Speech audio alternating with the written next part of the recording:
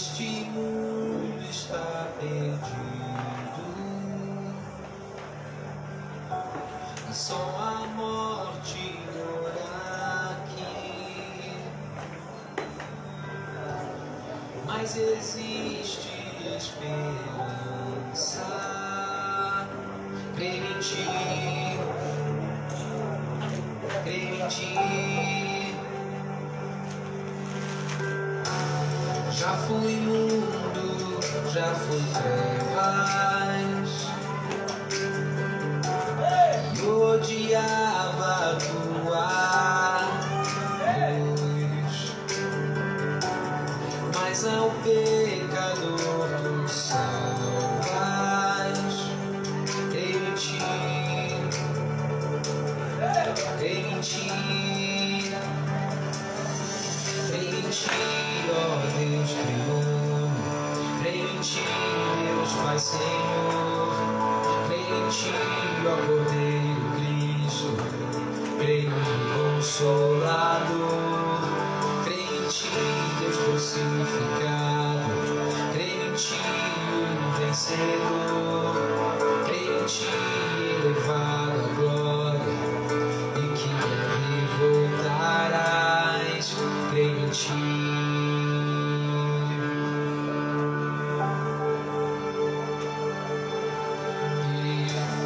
Nossa fé é mais que hinos. Cremos no poder de Deus.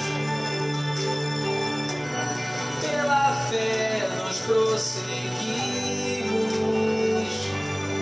Creio em ti, creio em ti,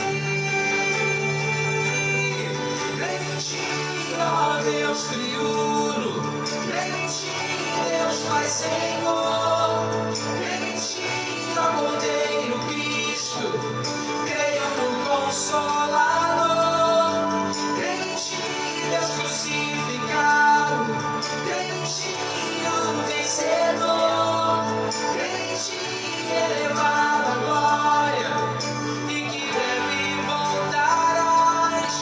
De Sião salvou o som das boas novas de salvação.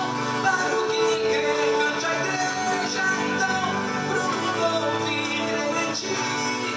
Creio em ti, e o poder de Deus se mostrará. Seu Espírito transformará pecadores em filhos de Deus.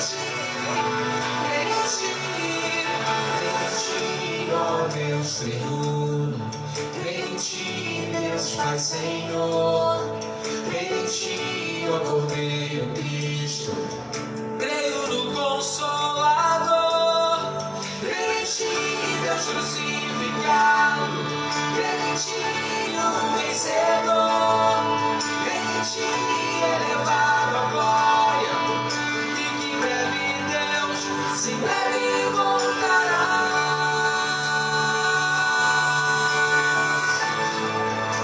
Se breve voltarás. Creio em ti,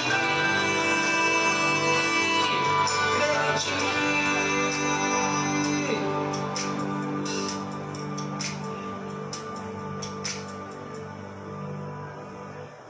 Amém, irmãos? Amém. Vamos orar? Deus. Graças a Deus. Amém. Obrigado, Senhor, por mais uma vez nos reunir em Teu santíssimo nome, Senhor. Conformidade com a Tua graça, nos aproximarmos de Ti. Sem dignidade nenhuma em nós mesmos, mas confiantes unicamente naquilo que Cristo conquistou por nós na cruz. Ajuda-nos, Senhor Jesus. Ajuda-nos, Senhor Jesus, a enxergar a maravilha do Evangelho que nos foi dado Não nos deixa, Senhor, voltar a nossa face para o mundo e para as suas concupiscências. Não nos deixa, Senhor, confiar em nada nem em ninguém que não seja o Senhor e a sua palavra. Manifesta o teu poder, Senhor, no nosso meio, nessa manhã, nessa tarde, início de noite, Senhor. Ajuda a mim e aos meus irmãos a estarmos aptos para receber aquilo que o Senhor tem a nos dar, na certeza de que tudo aquilo que vem do Senhor para nós é bom, perfeito e agradável. Abençoa-nos na noite de hoje, Senhor, com uma comunhão santa, com um amor sincero. Ó Deus, reflexo, acima de tudo, do nosso amor para contigo. Nesse novo ciclo que se inicia, Senhor, ajuda-nos a buscar a sabedoria que vem do alto e não a sabedoria da terra, Senhor. Pois aqui na terra, Senhor, não tem nada que não seja manchado, Senhor, pelo pecado na raiz. A única sabedoria que é pura é aquela que desce do alto. Pela graça preciosa nos alcança e nos orienta pelo caminho da salvação. Que seja assim, Senhor, nesse novo ciclo que se inicia hoje. Ó Deus, também agradecemos pelo ciclo que se findou. Tantos foram os livramentos que recebemos. Tantas vezes, Senhor, falhamos. Nos arrependemos e fomos prontamente perdoados. Temos tanto a agradecer, Senhor. Por isso nos ajuda a viver uma vida que externalize. Não somente verbalize, mas externalize por meio das nossas ações a gratidão que o nosso coração sente por Ti. Em nome de Jesus, amém e graças a Deus. Amém, irmãos? Amém. Tem alguém cansado aqui? Só eu, né? Amém. E hoje nós vamos aprender um remédio para o cansaço. Amém. Capítulo 11 do Evangelho de Mateus. Eu acho que o irmão Paulinho, ele fica tentando fazer a minha voz ficar bonita. Só que ela não vai. Cada pessoa tem o seu dom. E eu sei que esse não é o meu. Então eu estou bem tranquilo com isso. Espero que os irmãos tenham paciência no meu timbre de voz. Aqui no capítulo 11, irmãos, logo depois do Senhor Jesus enviar os seus apóstolos para que eles pregassem o Evangelho, como que uma preparação para aquilo que viria após a sua morte.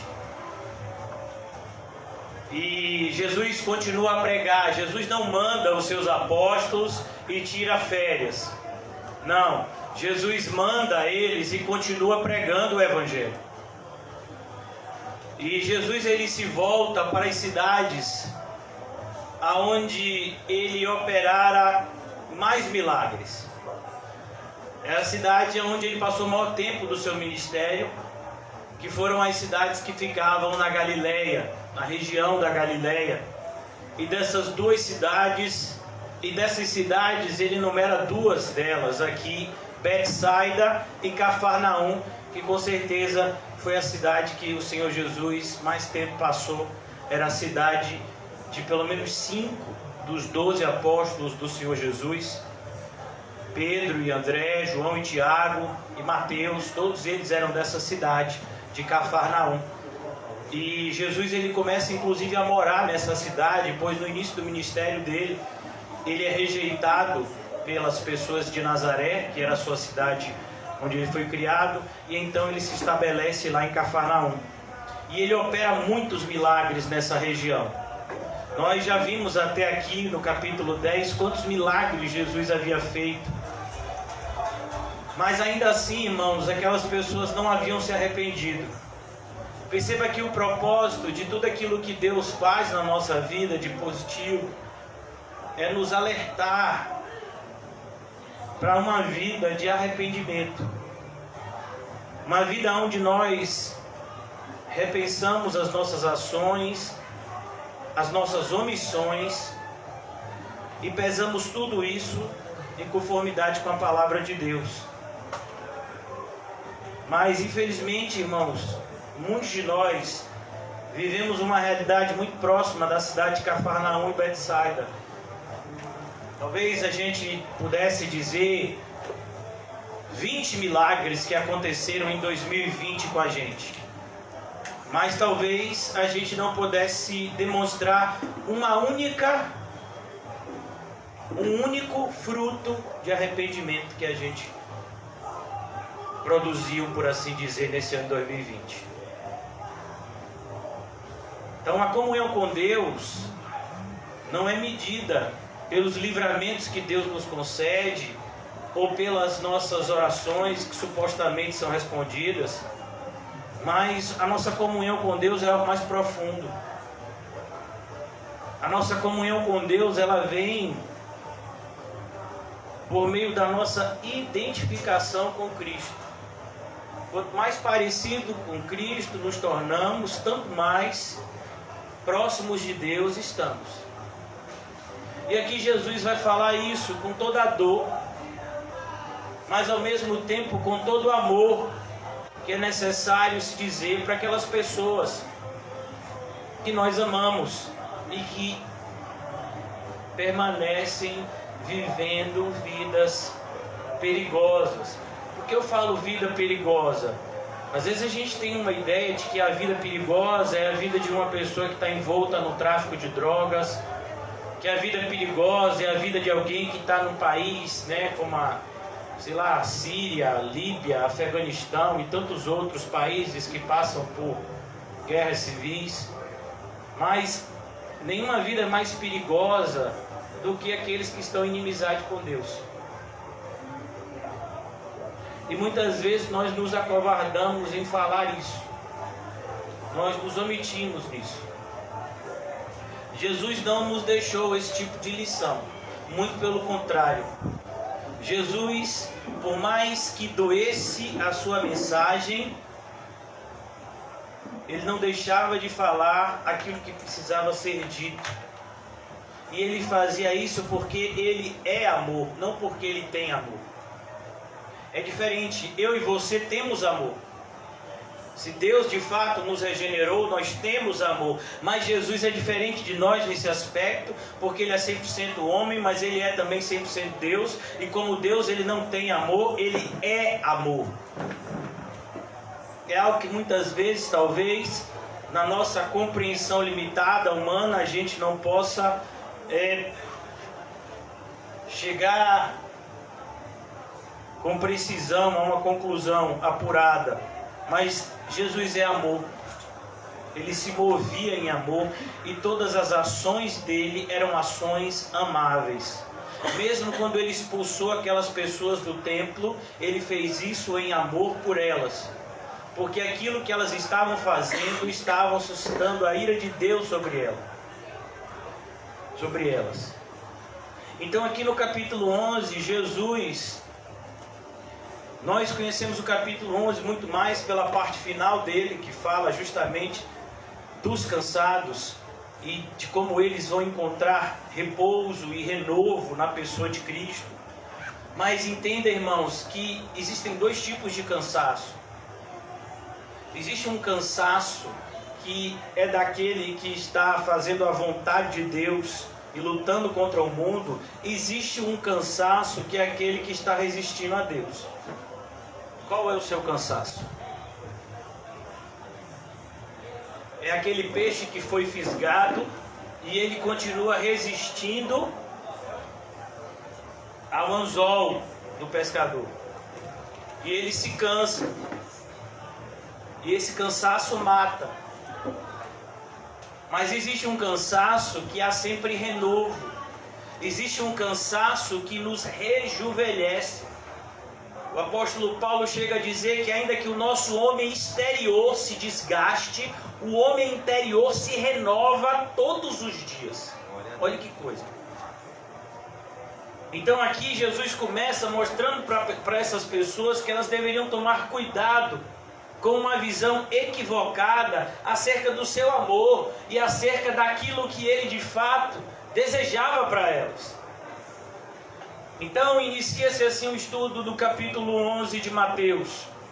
Ora, tendo acabado Jesus de dar estas instruções, quais foram as instruções, irmãos?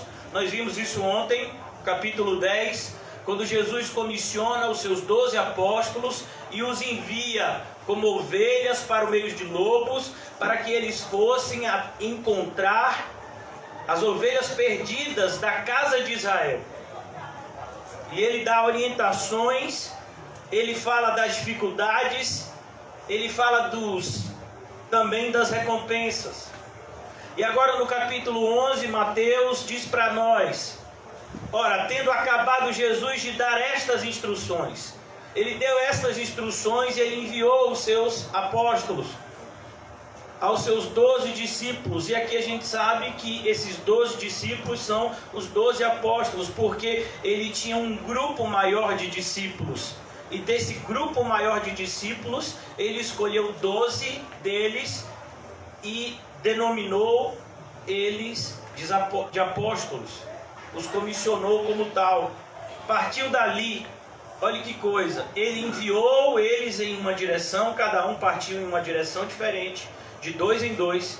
E então o próprio Jesus se volta agora para as regiões da Galileia, as regiões aonde ele passava mais tempo e aonde ele operara mais milagres. Partiu dali a ensinar e a pregar nas cidades deles. Olha que coisa interessante. Enquanto eles, apóstolos, estavam pregando em outras cidades, Jesus foi pregar na cidade dos apóstolos. Enquanto eu e você muitas vezes estamos evangelizando outras pessoas, Jesus está cuidando da nossa família. Normalmente o modus operandi de Deus é assim. Na maioria das vezes, irmãos, não é você que vai evangelizar o seu ente querido que você quer salvo. Deus vai separar outra pessoa para isso. Normalmente é assim que acontece na Bíblia. Pode ser que no seu caso Deus faça diferente, tudo é possível. Mas normalmente não é assim. Profeta de casa não tem honra. Os próprios irmãos de Jesus não acreditavam nele, imagine. Mas Deus tem uma solução. Enquanto a gente está pregando para outros, o próprio Deus visita a nossa casa. Preste atenção nesse versículo, que coisa interessante.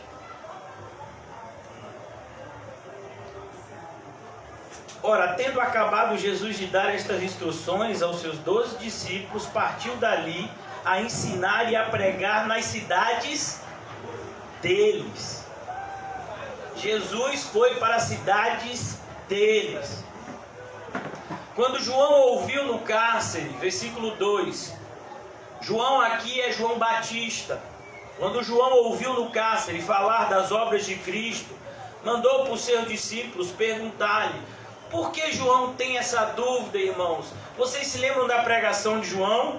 O machado já está posto à raiz da árvore, e toda árvore, pois, que não der o bom fruto, será cortada, será lançada fora.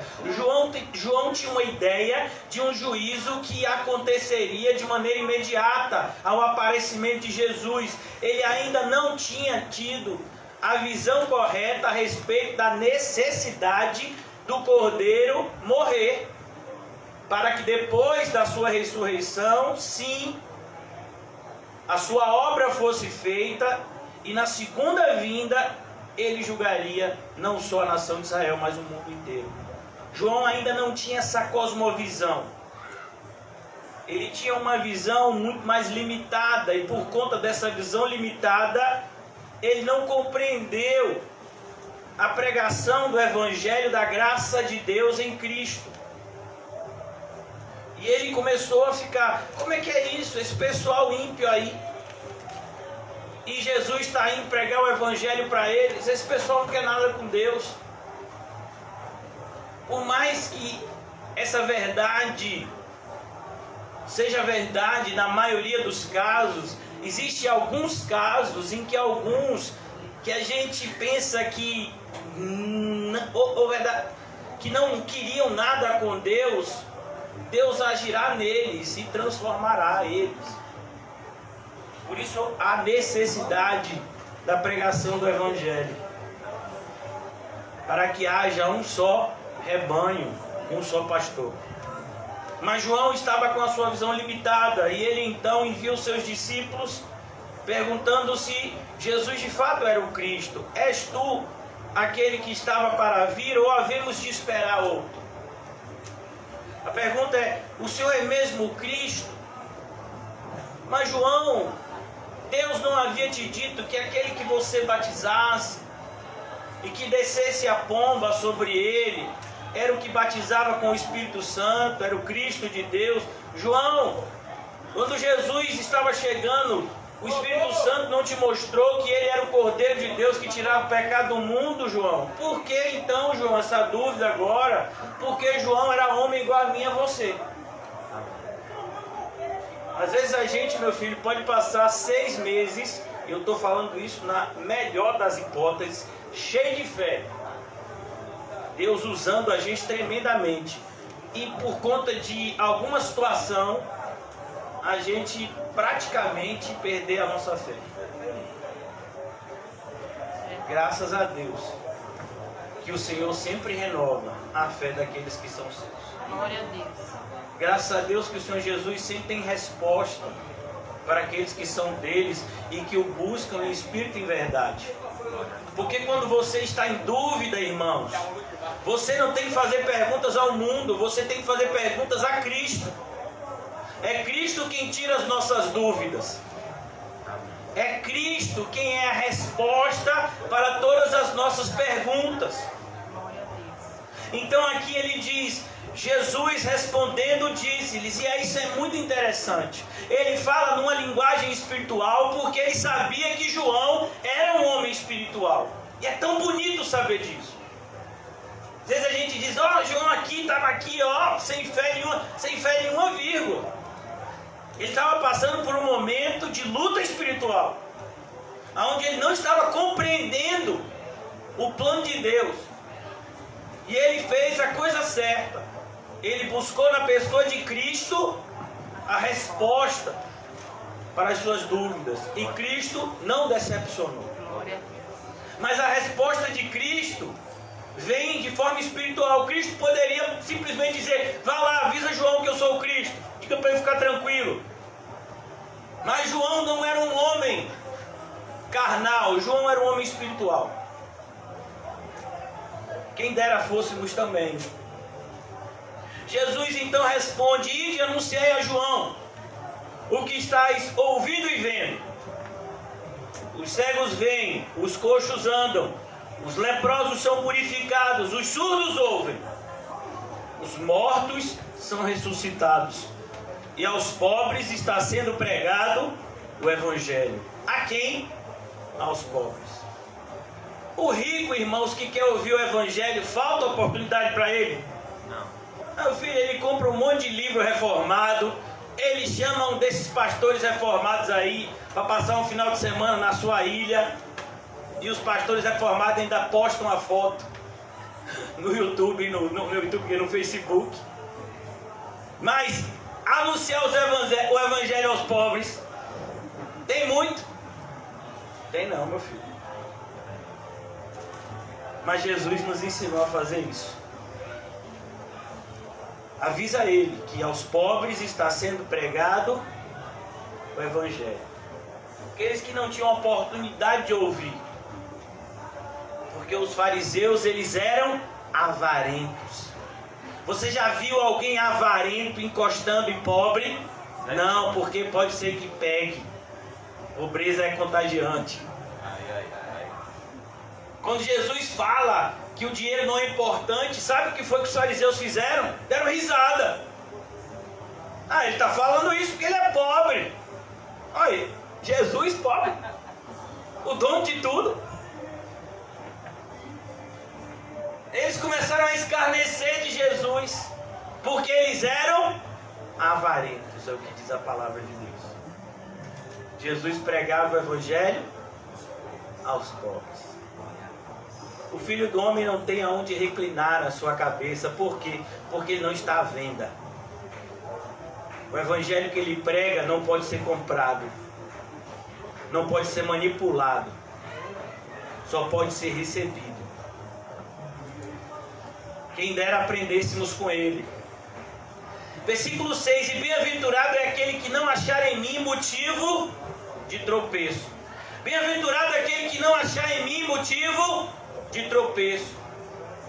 A ideia de Jesus aqui é que você não retroceda, que você não se envergonhe de Cristo, que você não se envergonhe do Evangelho de Cristo, mas que você pregue Ele, viva Ele, que você anuncie Ele com toda a ousadia de espírito. O que o Senhor Jesus está dizendo é o que vai ser repetido pelo apóstolo Paulo aos Romanos. E eu não me envergonho do Evangelho de Cristo, porque é o poder de Deus para a salvação. De todos? Não, de todo aquele que crê. Bem-aventurado é aquele que não achar em mim motivo de tropeço. Muitas pessoas hoje se envergonham de Jesus.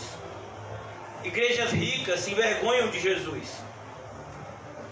Pastores teólogos se envergonham de Jesus. Não, porque a teologia de Jesus é tão simples.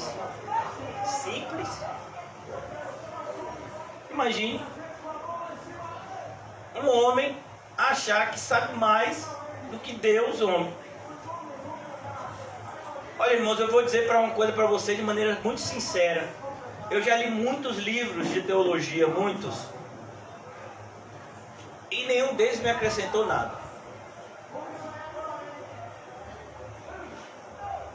A Bíblia é o livro que nós devemos morar. Existem alguns comentários bíblicos bons, mas se você ler a Bíblia com a ajuda do Espírito Santo, isso vai ser suficiente para você alcançar o reino dos céus. Muitos homens têm manipulado uma suposta sabedoria divina, que não é divina coisíssima nenhuma. Porque como nós vimos, aquilo que veio de Deus, veio pela graça, e portanto, não tem preço. Tudo aquilo que você coloca uma etiqueta de preço, automaticamente você já amaldiçoou aquele elemento. Versículo 7.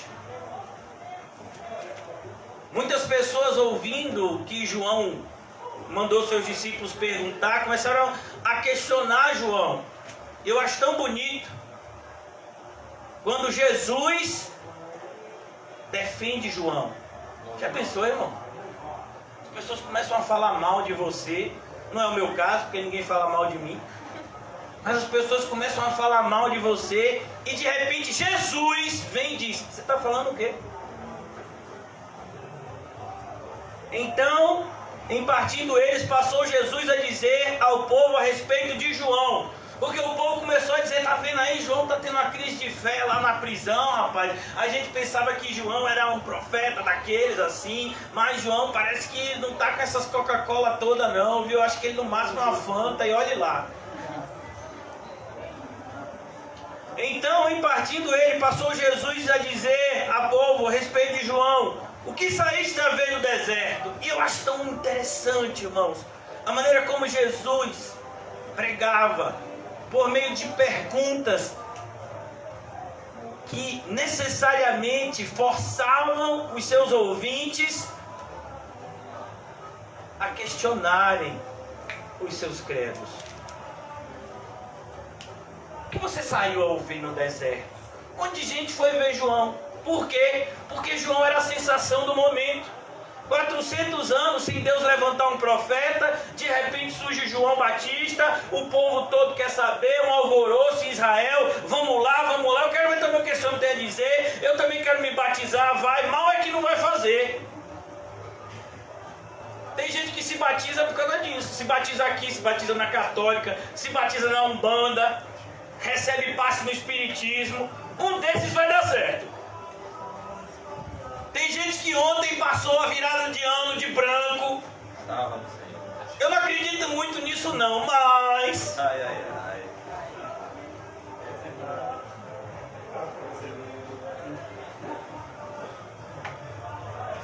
que saísse a ver no deserto um caniço agitado pelo vento. O que é um caniço agitado pelo vento, irmãos? Ele está falando de, sabe, uma cana. Vocês já viram aqueles canaviais? Quando passa aqueles ventos, eles vão para um lado, o vento muda, eles vão para outro lado. Ele está dizendo, você acha que João era um caniço? Você acha que João era uma pessoa de momento? Você acha que João era uma pessoa de modismo? Não, João estava fundamentado na rocha. João era firme, como todo servo de Deus deve ser. Sim, o que saíste a ver? E ele pergunta, o que foi que você foi buscar lá quando João estava pregando? João aparece antes de Jesus para preparar o caminho para ele. E agora a pessoa do momento em Israel não é mais João, esse está preso, com os dias contados. Mas é Jesus que começa a ficar muito famoso por conta principalmente dos milagres que ele fazia. E ele diz, saístes a ver um homem vestido de roupas finas? Hoje em dia tem muita gente que vai para a igreja assim. Rapaz, você viu o terno do pastor e aquela gravata? Sensacional. Agora você vem para aqui, o pastor está de quê? De blusa polo. A mesma de ontem. O máximo que muda é a cor. João não vestia roupas finas. João era um homem humilde. Meu Deus, eu fico olhando assim. Será que o pessoal não lê a Bíblia, não? Essas denominações, essa multidão de evangélicos que tem hoje no mundo inteiro, será que eles não leem a Bíblia? Não é possível. A pessoa diz assim, pega a sua melhor roupa, uma roupa bem cara, e diz assim, eu vou botar para ir para a igreja porque é para Jesus. Mentira! Ela está fazendo aquilo ali que é para se mostrar.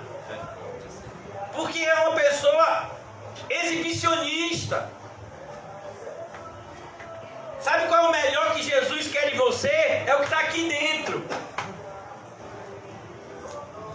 Porque se fosse por roupa bonita que a gente demonstrasse a nossa afeição a Cristo, então, meu filho, aquele pessoal de moda tá com a corda toda com Jesus, né? Não, eu vou botar o meu melhor sapato para ir para a igreja. Eu vou botar o meu melhor isso. É mesmo, meu filho. Primeiro que você não devia nem ter essas coisas, cara. Porque um cristão deve ver uma vida simples. E ainda mais vir para a igreja.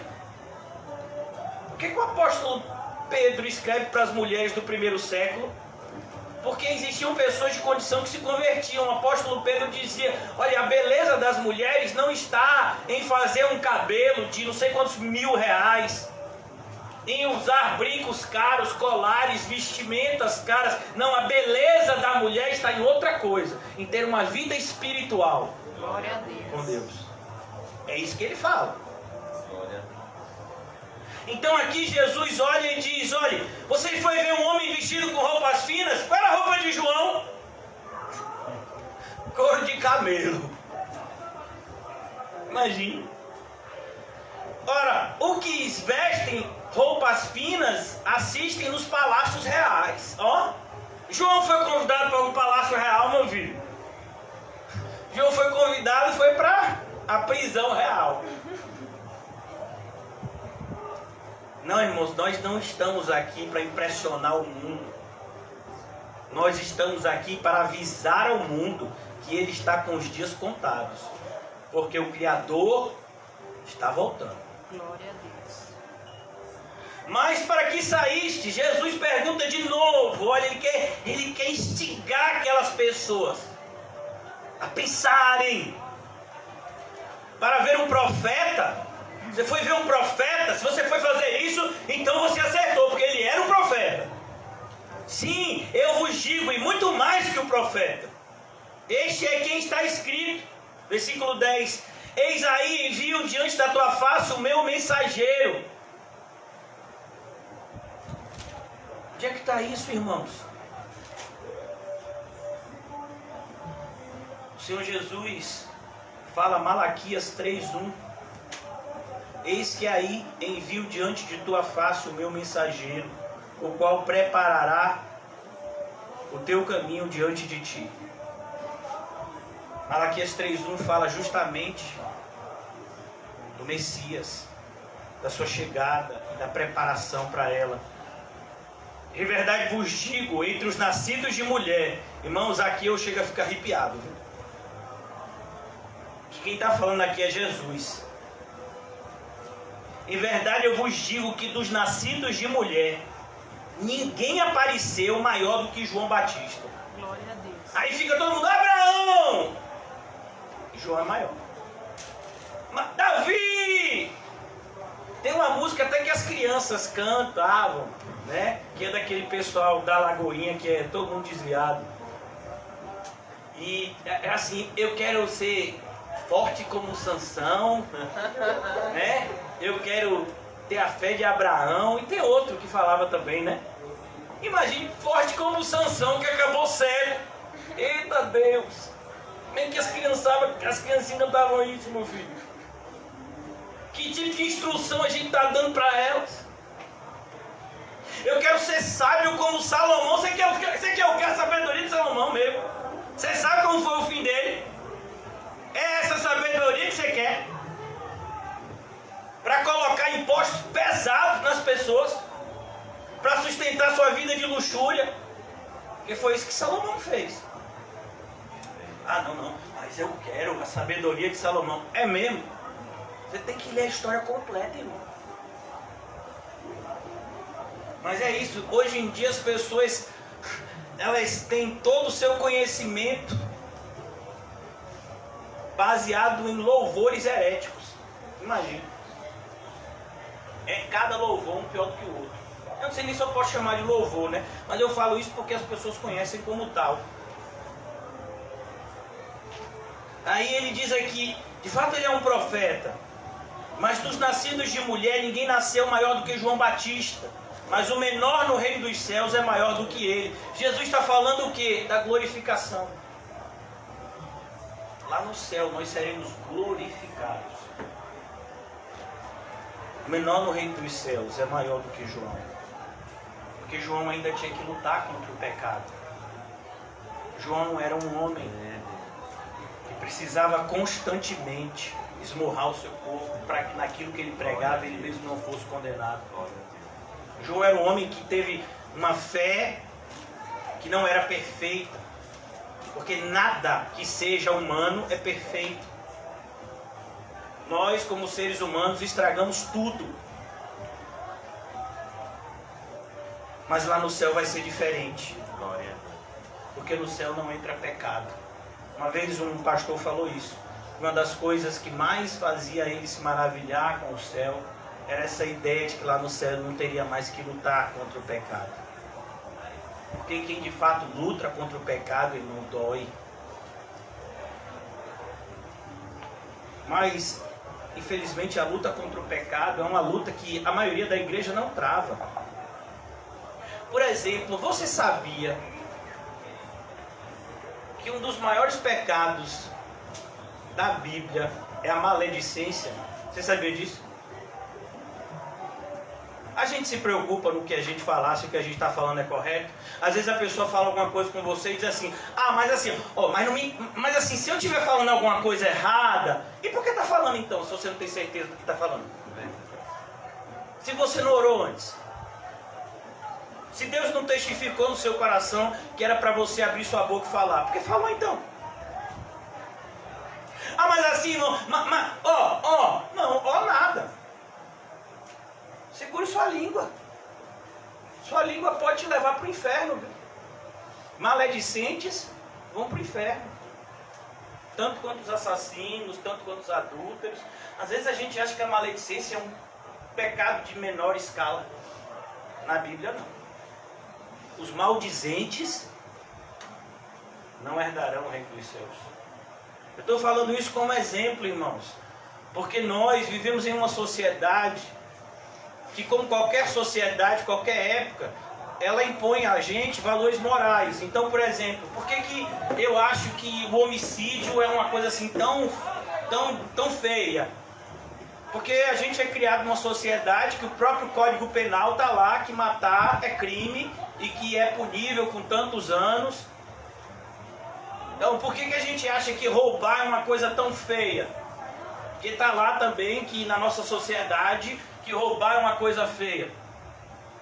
Mas existem coisas, por exemplo, como a Bíblia, amar a Deus. Você ama a Deus como deveria? Você sabia que não amar a Deus é pecado? Mas às vezes a gente vive toda uma vida espiritual sem esse amor por Deus como prioridade na nossa vida, e a gente está tranquilo. Por quê? Porque do ponto de vista da sociedade a gente está aprovado. É por isso que John Bunyan, uma pessoa tão humilde a ponto de poder ouvir a Deus, ele descreve para a gente que um dos primeiros desafios que o cristão travou no seu caminho rumo ao céu foi que ele se encontrou com um homem que era sabedoria segundo o mundo, que disse para ele: não vá para esse negócio dessa cidade celestial não, tem um lugar melhor, mais fácil, fica aqui pertinho, é a cidade da moralidade, aonde tem lá um dono que se chama, não sei o que, civilidade. Vá para lá que você encontra descanso para o seu fardo. E tudo que ele encontrou lá foi o fogo da condenação. E o evangelista foi lá e disse: rapaz, você está fazendo o que aqui? Ah, não, é porque teve um senhor muito educado chamado Sabedoria Segundo o Mundo, que me disse que se eu viesse por aqui, os meus fardos, eu poderia achar alívio para eles. E você acreditou nele?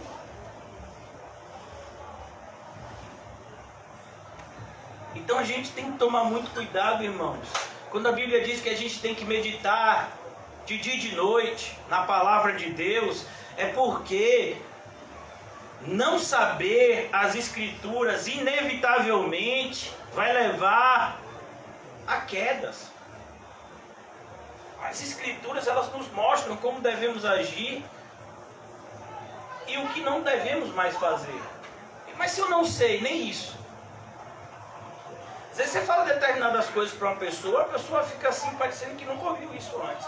Outro dia eu cheguei para uma pessoa e disse: você sabia que o maior pecado que você pode cometer é não amar a Deus como Ele merece? A pessoa disse: não, eu nunca ouvi isso. Como você nunca ouviu?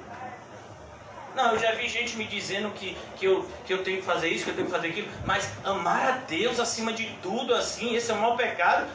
Pelo menos foi o que Jesus ensinou.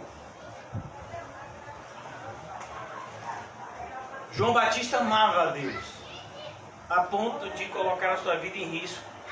E Jesus dá testemunho dele. Versículo 12: desde os dias de João Batista até agora o reino dos céus é tomado por esforço.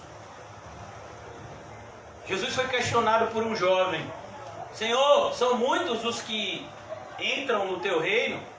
Porque ele prestou atenção o que Jesus estava falando, e ele sabia que a maioria das pessoas não viviam como Jesus disse que eram para elas viverem. Aí ele já se preocupou, ele disse: rapaz, esse negócio que esse homem está falando, eu acho que são poucos que vão se salvar.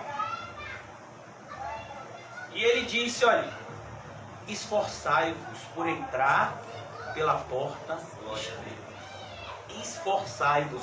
Irmãos, essa palavra esforçai-vos é uma palavrinha no grego que significa agonizar.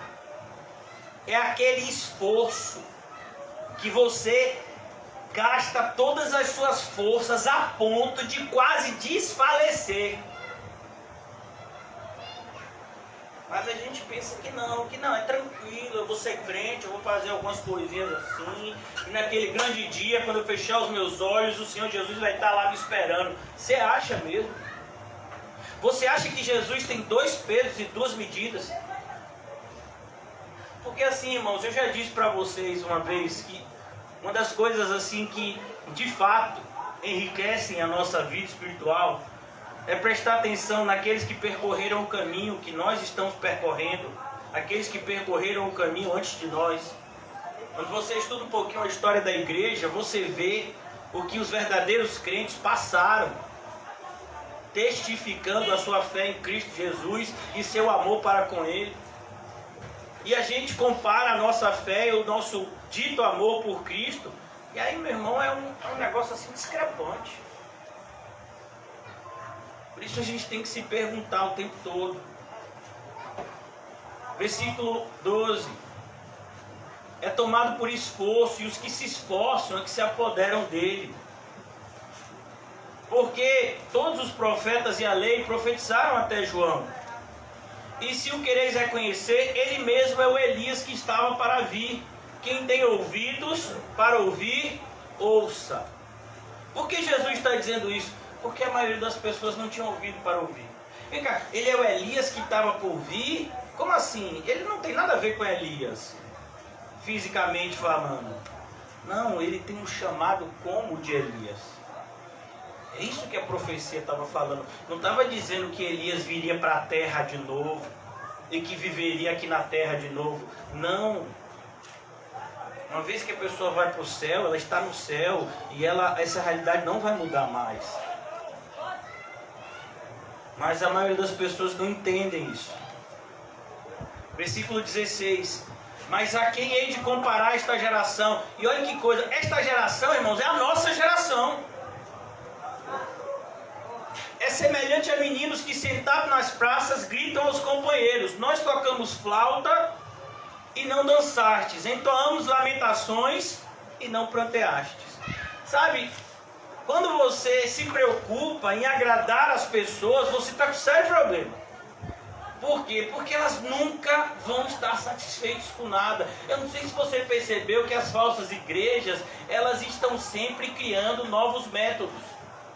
Ah não, esse acampamento vai ser não sei aonde. Ah não, o retiro esse ano vai ser não sei desse jeito. Ah não, agora a gente fez o jejum de Daniel. Vamos fazer o jejum de João Batista. Vamos fazer o jejum de não sei quem. Sempre criando novos estímulos. Porque as pessoas enjoam rápido demais das coisas. E com Jesus não foi diferente. O homem, ele sempre vai ser rebelde a Deus. Por natureza, o homem tem um coração rebelde a Deus. E isso vai ser demonstrado pela maneira como o homem reage diante da mensagem que os servos de Deus entregam a mão do próprio Deus. Olha que coisa. Pois João, que não comia e nem bebia comidas normais. João vivia uma vida de, uma vida no deserto, uma vida de simplicidade, onde ele comia as coisas que o próprio deserto produzia. E diziam: tem demônio. Olha, esse João tem demônio, que nada já viu o camarada comer gafanhoto, rapaz. Um dia eu estava andando com minha filha, passou um gafanhoto. Eu digo: minha filha, João comia e saía. Eu não, meu pai. Gafanhoto e mel silvestre, João comia. Aí diz: tem demônio. Aí vem o filho do homem. Quem é o filho do homem? Jesus.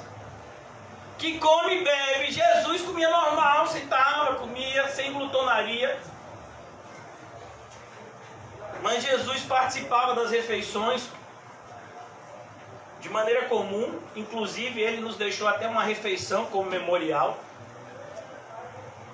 E dizem: eis aí um glutão e um bebedor de vinho. Já imaginou? Jesus glutão. Irmão, Jesus comia tão pouco que os discípulos diziam: mestre, come alguma coisa. Aí Jesus diz: uma fome eu tenho, fazer a vontade do Pai que está no céu. Não, aí é um glutão. E bebedor de vinho. Nunca se teve a notícia de Jesus embriagado. Só o pensar nisso é blasfêmia. É verdade. Mas as pessoas muitas vezes não estão preocupadas com isso. Hoje nós vamos encontrar pessoas na igreja que defendem, né, o consumo de bebidas alcoólicas, dizendo que a Bíblia não proíbe o consumo de bebidas alcoólicas. A Bíblia proíbe o quê? Embriaguez, não é isso mesmo? Mas vem cá, você já viu alguma pessoa bêbada sem beber nada? Então pronto, eis a receita para você nunca pecar por embriaguez. Não beba. Ah não, mas se eu tomar uma taça eu fico tranquilo. Você tem certeza?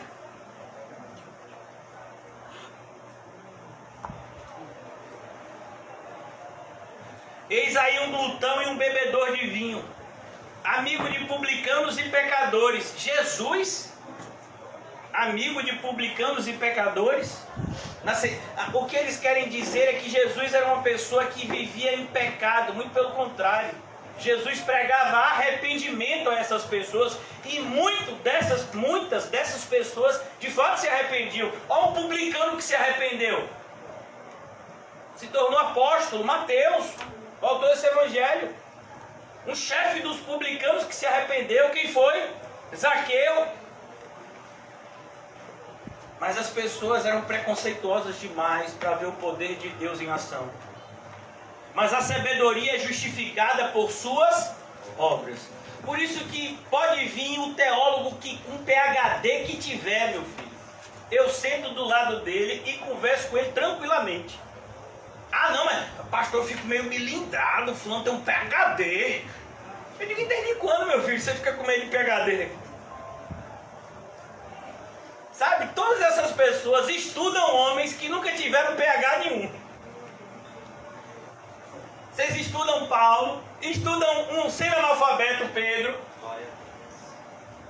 estudam pessoas pobres, filhos de um carpinteiro, Judas e Tiago. Estudam profeta, tem um dos profetas que até era boiadeiro.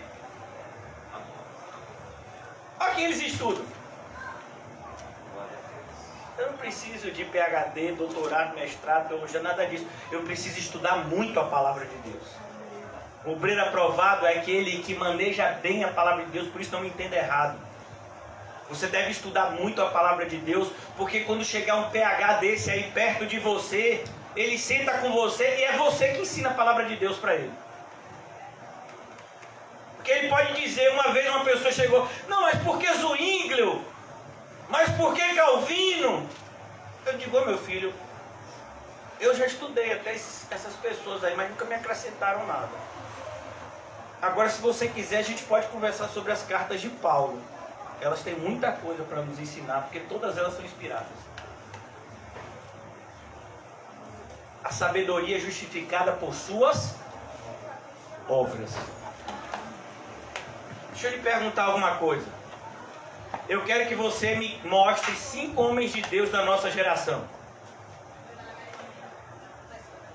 Me mostre.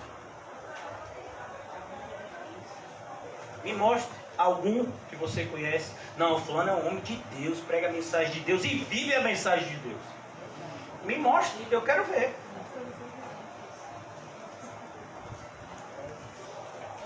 Então aqui, irmãos, cadê as obras desses homens?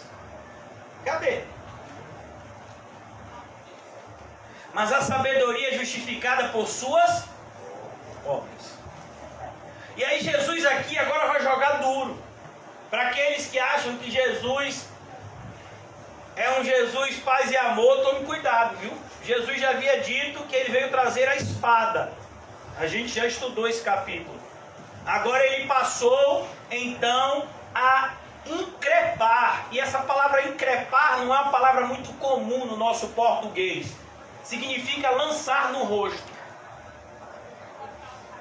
Jesus não tinha a prática de fazer isso, mas em alguns momentos como esse é necessário. Às vezes vem um irmão e chega e diz, não, a partir de hoje eu vou ficar firme, pastor. Aí você olha para a pessoa e diz, a partir de hoje, meu filho, você já disse isso 20 vezes. Certo? Vai mesmo. Ah, pastor, por que você falou isso? Aí você me desestimula. Eu te desestimulo? Eu estou te estimulando. Te mostrando que você já falou isso 20 vezes e nunca cumpriu. O que foi que mudou agora? Será que essa 21ª não é igual à 20ª? Não é igual à 19ª? O que foi que mudou agora? Então passou Jesus a increpar as cidades nas quais ele operara numerosos milagres, porque essas cidades se achavam especiais. de nós que a gente se acha especial. Ah, eu orei, Deus me respondeu, foi tão maravilhoso. Ah, eu pedi isso, Deus fez. Ah, os projetos que eu, em 2020, que eu entreguei nas mãos de Deus, e Deus me ajudou e foi maravilhoso. É mesmo, e aí? A parte de Deus eu ouvi, agora eu quero saber a sua. E aí você fez o quê? O que você fez? Você se esforçou em quê? Por quê? Passou então Jesus a increpar as cidades nas quais ele operara numerosos milagres pelo fato de não terem se arrependido. Irmãos, você precisa se arrepender. E arrependimento necessariamente é uma mudança de pensamento que é demonstrada por uma mudança de atitude. Amém. Se você está dizendo, eu me arrependi, sim, cadê? Não, pastor, eu me arrependi aqui dentro. Não, eu quero ver do lado de fora, meu filho.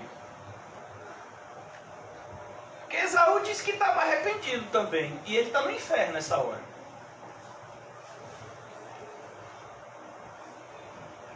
João Batista, esse que Jesus acabou de dar o testemunho, ele disse, vão e produzam frutos dignos de arrependimento.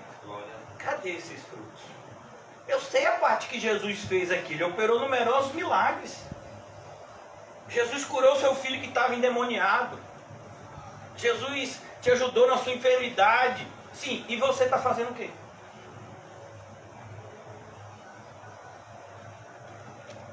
Então Jesus diz aqui, ai de ti. E talvez para mim e para você isso não produza tanto temor, porque a gente não é judeu. Mas se fôssemos judeus, a gente ia ficar muito amedrontado, porque essa expressão ai significa amaldiçoado por Deus. No original, é isso que Jesus estava falando para aquela multidão. Vocês acham que vocês estão abençoados? Não, vocês estão amaldiçoados, porque a quem mais é dado, mais lhe será exigido. Então Jesus fez isso por você, certo? E agora? Ah, mas eu não preciso fazer nada, a graça fez tudo. Foi mesmo. Quem te convenceu disso? Você não faz nada para ser salvo, mas você faz tudo porque você é salvo. Quem é salvo não tem mais a sua vida para si mesmo, mas tem na sua vida uma forma de agradar a Deus. Glória a Deus. Então aqui ele diz, ai de ti, Corazim. Era uma cidade que ficava nessa região da Galileia. Ai de ti, Betsaida. Porque se em Tiro e em Sidom, cidades ímpias, cidades pagãs, cidades idólatras. Olha o exemplo que Jesus toma. Se em Tiro e em Sidom se tivessem operado os milagres que em vós se fizeram, há muito elas se teriam se arrependido em pano de saco e cinza.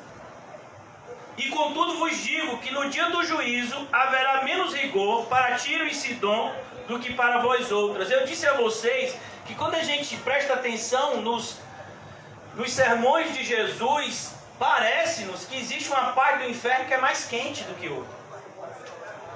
Jesus diz, por exemplo, que determinadas pessoas sofrerão mais.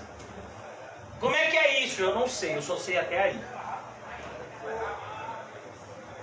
Aqueles que falam mais do que a Bíblia fala estão numa posição muito perigosa. Pois a Bíblia diz que a gente não tem que acrescentar e nem tirar nada. Nós devemos aprender a mensagem, viver a mensagem e propagar a mensagem. E ele continua, versículo de número 23, ele agora fala para a cidade onde ele passou o maior tempo no seu ministério, que é a cidade de Cafarnaum. A cidade, como eu disse a vocês, de pelo menos 5 dos seus apóstolos. Você já imaginou isso? Depois os apóstolos estão vendo, ô Jesus, como é que você fala isso para meus primos? Ô Jesus, dando a maior moral para você. E você chega, a gente está pregando o evangelho para o Senhor, e o Senhor vai na nossa cidade e dá uma mensagem dura dessa, Jesus. Que é isso? É amor. É um amor que vocês não conhecem. Porque se vocês conhecessem, vocês estariam me agradecendo. Ai de ti, Cafarnaum. Os filhos de Cafarnaum, Pedro, André, Tiago, João, Mateus, estavam pregando o evangelho. Jesus tinha enviado a eles, lembram?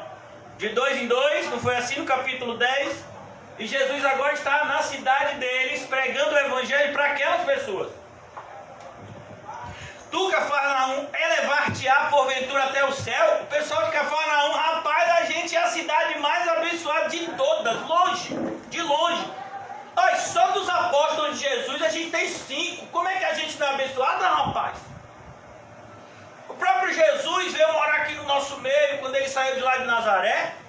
Olha a quantidade de milagre que ele fez aqui no nosso meio. Rapaz, a gente é a cidade. Cafarnaum, Cafarnaum, Cafarnaum, Cafarnaum, Cafarnaum.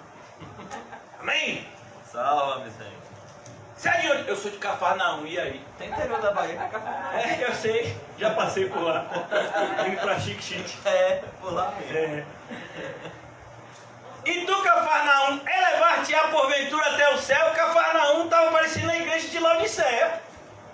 Ah, Jesus mora aqui com a gente, rapaz. A gente está com a moral lá em cima. Aí Jesus olha para aquele grupo, meu filho, e joga uma água fria. Tomara que eles se arrependam. Tomara que eles tenham se arrependido. Descerás até o inferno. Já pensou, irmão? Você já pensou ouvir isso de Jesus? Porque se ouvir isso de mim, você diz que nada, aquele homem ali está com nada, aquele ali é um desiludido, que deve estar, né? Não tem sucesso em nada, vem aqui e fica despejando suas desilusões na gente. Mas você já pensou Jesus falando isso? Vocês vão para o inferno! Imaginou, irmão? Não dá um medo, não. Eu fico. E como dá? Ainda mais sabendo que cidade é essa. Descerás até o inferno, porque se em Sodoma, e olha o exemplo, mais uma vez ele toma o exemplo de Sodoma e Gomorra. Se em Sodoma se tivessem operado os milagres que em ti se fizeram, olha a quantidade de milagres. No dia que Jesus curou a sogra de Pedro, vocês se lembram? Que veio um monte de gente para a porta da casa e Jesus curou todo mundo. Jesus fez um monte de milagres. Foi aqui nessa cidade que Jesus fez a multiplicação aquela pesca imensa. E os apóstolos foram pescar, não pegaram nada. E Jesus disse, lança a rede ali. E aí pegou um monte de peixe.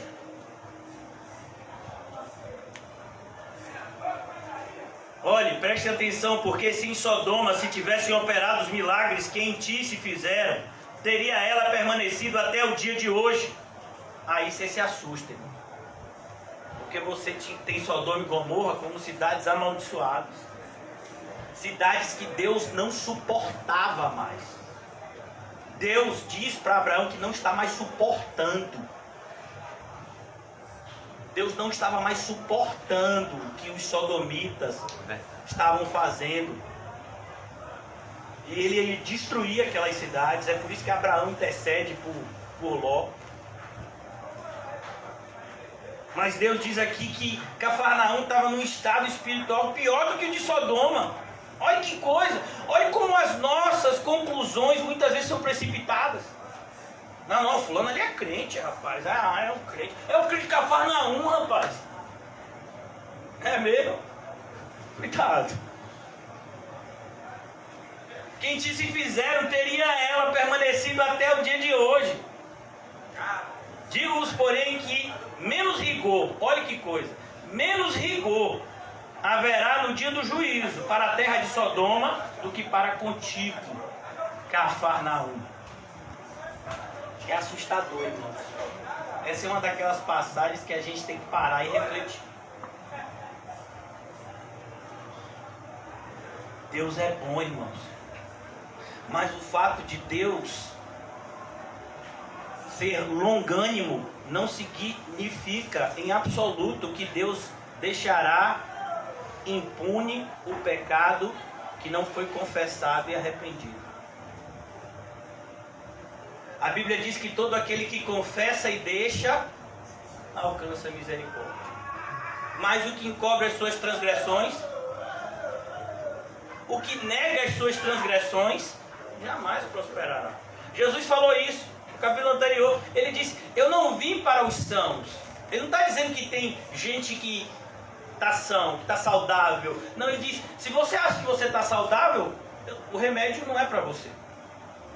Eu vim para os doentes. Eu vim para os pobres em espírito. Amém.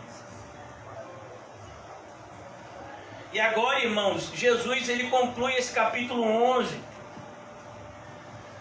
mostrando para a gente, porque quando se ouve uma palavra dessa, a maioria das pessoas sai como indignada. Indignada. Que nada, varão. Quem é esse jovem aí para falar isso comigo? Ele sabe da minha vida. Você viu que ele me comparou com Tiro e Sidom, aqueles idólatras? Você viu que ele me comparou com Sodoma? Eu sempre fui uma pessoa correta, Vara. Não, ele não pode falar assim comigo não. Quando Pedro chegar aqui, Tiago, João, vou falar para eles. Vou dizer: ó, esse médico de vocês aí tá com nada, viu? Ele na ausência de vocês aqui, ele descascou em cima da gente que nada, varão. O mundo já está tão difícil, ainda vem uma pessoa e joga um negócio desse aqui em cima de mim. Ah, então eu não vou ficar não, aí eu vou para outra igreja, meu irmão. Aí eu vou para os fariseus. Eu vou para os saduceus. Eu acho que eu vou me juntar aos herodianos. Cada grupo desse tem a sua característica de perversão. Mas existiam pessoas que ouviram essa mensagem de Cristo e de fato viram que ele estava certo. E qual é a consequência? Dor, sofrimento, tristeza.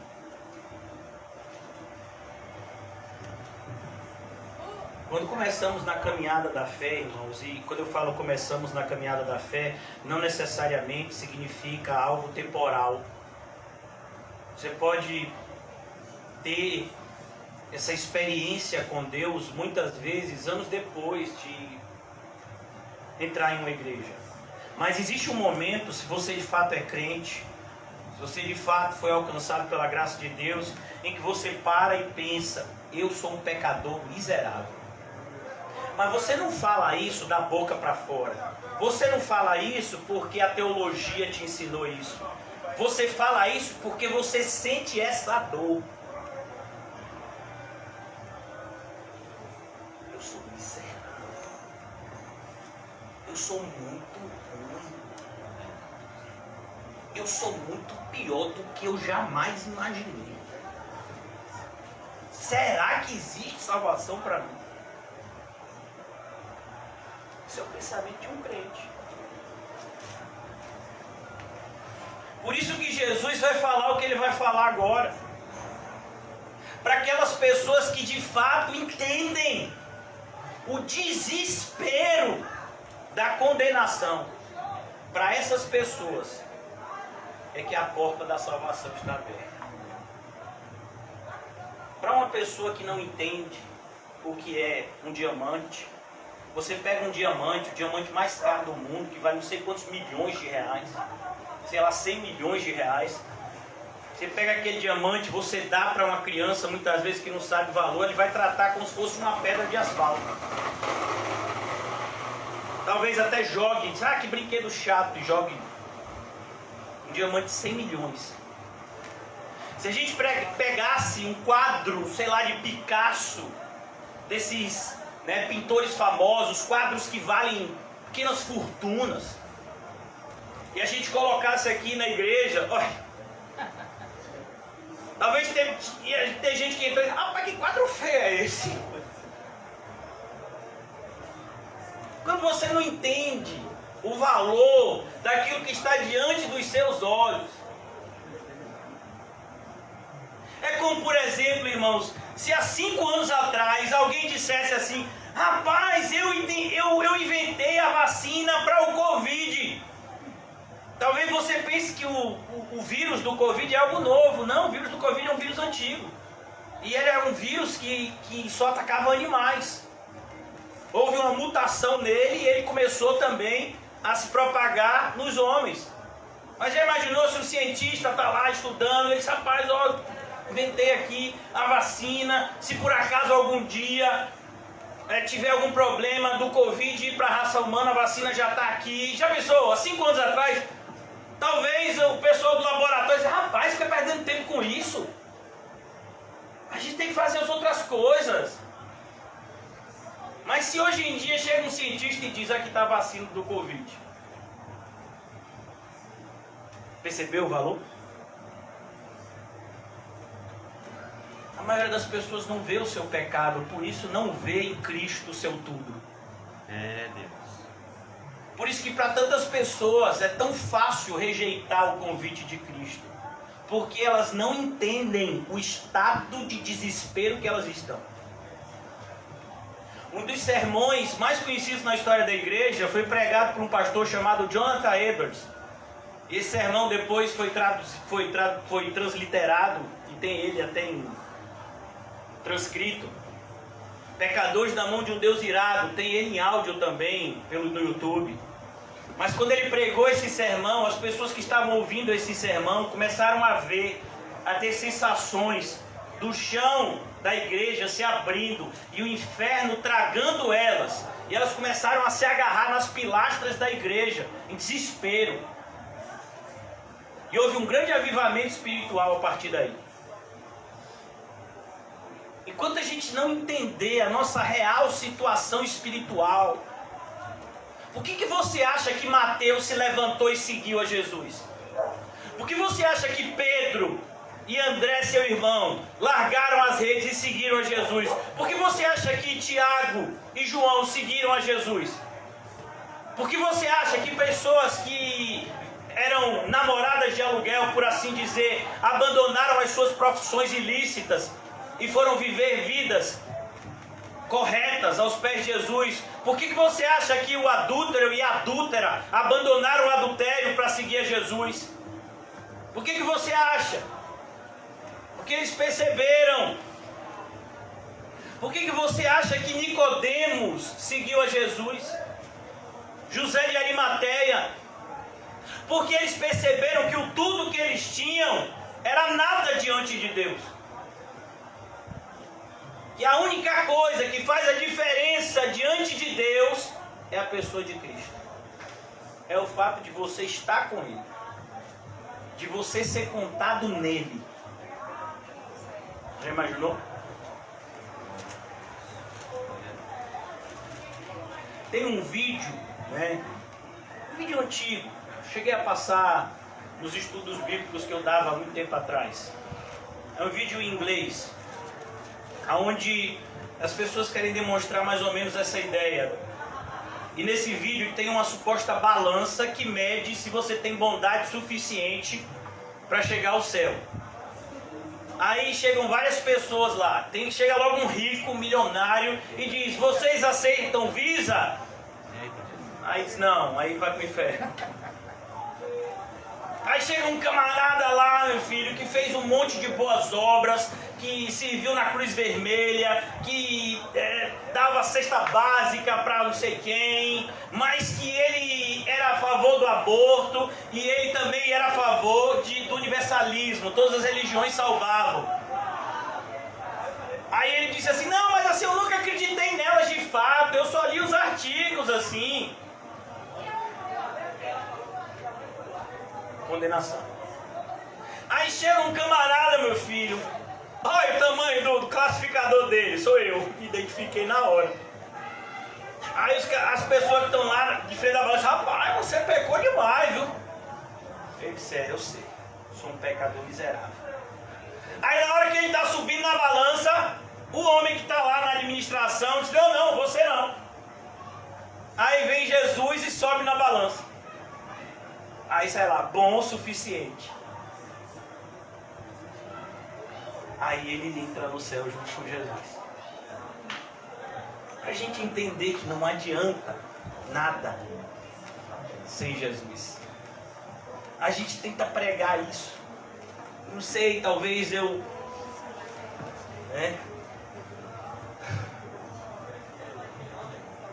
não esteja fazendo de tudo para com todos, mas eu estou tentando. A ponto de ser condenado e ser acusado pela minha entrega. Porque eu falo e falo mesmo. Pastor, isso é muito grosseiro, você bate muito na mesma tecla, não pode ser assim, desse jeito. Meu filho, eu quero que vocês vão para o céu. Glória a Deus. Amém. Eu quero que vocês vão para o céu. Glória a Deus. Esse mundo, 2021 chegou, 2020 já foi. Você acha que a gente tem mais tempo aqui ainda? Você acha que a gente tem muito tempo aqui ainda?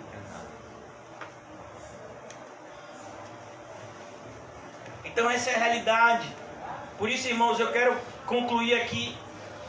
Por aquele tempo, naquele mesmo tempo, logo depois desse sermão tão duro de Jesus, Jesus exclamou. Olha que coisa linda. Exclamar significa falar em alta voz.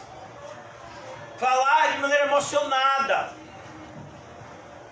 Graças te dou, ó Pai, Senhor do céu e da terra, porque ocultastes estas coisas dos sábios e instruídos. Então, meu filho, não venha com seu PhD, não. Eu quero saber das marcas de Cristo. Me mostre elas. Porque Paulo disse isso. Paulo não disse, me mostre aí seu diploma de teologia, me mostre aí seu diploma de Gamaliel, de Hilel. Não, Paulo disse, eu trago no meu corpo as marcas de Cristo. Todo o meu conhecimento teológico sem Cristo é lixo. Eu trago uma mensagem para vocês. Cristo e este crucificado. Glória a Deus. Este é o poder de Deus para a salvação. Escândalo para uns, loucura para outros, mas para nós é o poder de Deus. Estas coisas estão ocultas aos sábios e instruídos. Essas igrejas que todos os dias criam métodos e mais métodos. Métodos carnais para alcançar pessoas carnais, para instituições religiosas que já estão reprovadas aos olhos de Deus. Deus não nos mandou inchar a igreja. Deus nem nos mandou convidar as pessoas para a igreja. Deus nos mandou pregar o evangelho e aqueles que crerem, discipulá-los.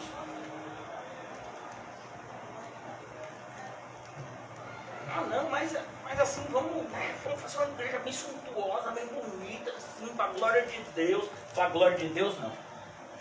Para o orgulho do homem. Deus se oculta dos sábios e instruídos. Ah, mas eu fiz meu doutorado na Alemanha, meu pós-doutorado na África do Sul, meu pós-doutorado não sei aonde. É mesmo, meu filho, eu estudei a Bíblia. E tenho procurado seguir os passos de Cristo. E você? E as revelaste aos teus pequeninos. Sabe o que eu acho mais interessante, irmãos? É quando você estuda a história da igreja, você percebe como Deus faz questão de humilhar os teólogos. Eu não tenho nada contra a teologia não, viu? Mas os teólogos de hoje, eles estudam, aqueles que fazem, né, aula de pregação. Você já pensou aprender a pregar como se fosse alguma coisa que você pudesse aprender? Mas tem isso na faculdade de teologia, né? Aí eles vão estudar pregação, né? Como pregar 1 e 2, né? 2 semestres dessa disciplina. E você sabe quem é que eles vão estudar como referência? Um homem que nunca fez teologia, Spurgeon. Oh, mas então tá nessa faculdade por quê, pai?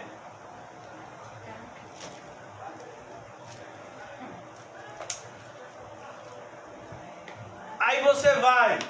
Qual é o livro mais lido do mundo depois da Bíblia? Contando inclusive os livros não cristãos. Vocês sabem me dizer? É o livro predileto de muitos aqui, inclusive José. Qual é? Todo mundo já sabe, o Peregrino. É o livro mais lido do mundo depois da Bíblia, contando os livros ímpios. Você já imaginou isso? Sabe o que é escandaloso? É o autor dele. Glória a Deus. Um ferreiro que passou 12 anos na prisão porque não lhe era permitido pregar, porque ele não tinha teologia. E portanto não tinha autorização do Estado para pregar publicamente. Aí foi para a prisão. E lá na prisão ele teve essa revelação de Deus e escreveu esse livro. E vocês sabem, quando ele entregou para o editor, ele disse: eis aqui um manuscrito de pequena importância, se o senhor quiser imprimir. Glória. Você entendeu? Eis um manuscrito de pequena importância, o livro mais lido do mundo depois da Bíblia. Deus é. Você está vendo o que Deus faz, irmão? Jesus é muito mais. E ainda tem gente buscando o caminho do mundo dentro da igreja. Ah, vou fazer curso disso. Vai orar! Vai estudar. Por que a gente fala frequente os cultos? Não é para que você venha para a igreja de maneira religiosa bater ponto, não. É porque aqui a gente está estudando a Bíblia. O lugar de estudar a Bíblia é aqui. Você pagou quanto para estudar o Evangelho de Mateus? Quanto foi que você pagou para estudar o Evangelho de João? Quanto é que José está cobrando para ensinar Apocalipse? É na igreja que a gente aprende, nas reuniões solenes. É para isso que elas existem. Para que eu e você cresçamos na graça e no conhecimento do Senhor Jesus Cristo, quanto mais percebemos que o dia se aproxima.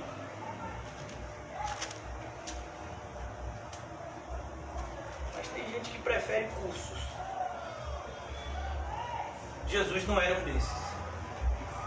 Estas coisas o Senhor ocultou dos sábios e instruídos e as revelastes aos seus pequeninos. Você é um pequenino de Deus? Amém, Jesus. Então pronto. Deus tem coisas para te revelar. Sim, ó Pai, porque assim foi do teu agrado. Assim foi do teu. Deus se agrada em humilhar o soberbo e em exaltar o humilde. O problema é você achar o humilde. Salva-me, Senhor. Soberbo a gente acha muito facilmente. Na igreja está cheio de mestres, poucos aprendizes. Tudo me foi entregue por meu Pai. Ninguém conhece o Filho senão o Pai. Ninguém conhece o Filho senão o Pai. Aqui os testemunhos de Jeová se dão mal. E ninguém conhece o Pai senão o Filho. E aquele a quem o Filho quiser. Aquele a quem o Filho quiser. Meu filho, se Deus não se Jesus não se revelar para você, não sou eu que vou te convencer a ser crente. Eu não tenho esse poder. E agora o convite da graça. Oh, glória. Por isso o título da nossa mensagem: um remédio para os cansados. Oh, Jesus. Sabe por que a gente fica cansado? A gente fica cansado porque a luta espiritual, irmãos, é cansativa. Irmão. Você luta para não pensar mais em determinadas coisas e vira e mexe, você está pensando nelas de novo. Como comer, como beber, como dormir, como não dormir, como... Revela, Jesus. Não é, meu filho? O oculto e profundo. Rapaz, a gente se cansa. Verdade. O mundo impondo coisas pra gente o tempo todo. E a gente fica cansado. Porque o mundo tem um padrão que nós, como cristãos, nunca vamos atingir. Para o nosso próprio bem. Ai de nós se atingisse.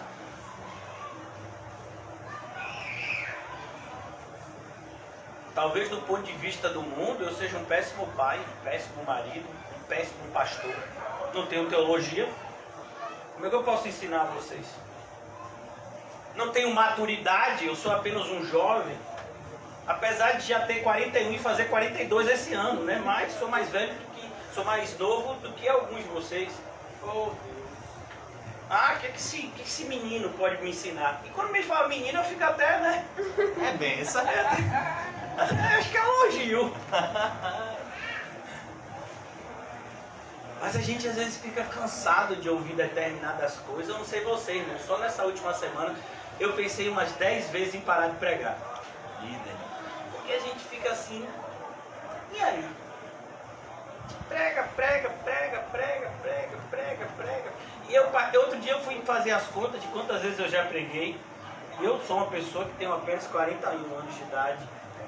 Eu prego há 10 anos, 7 vezes por semana. Faça as contas. Eu já preguei mais de 3.000 sermões. E às vezes você se pergunta, e aí?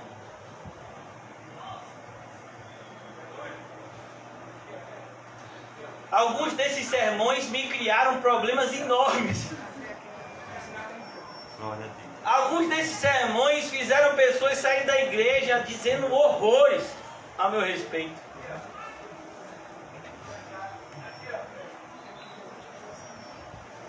É por isso que a gente fica cansado, irmão.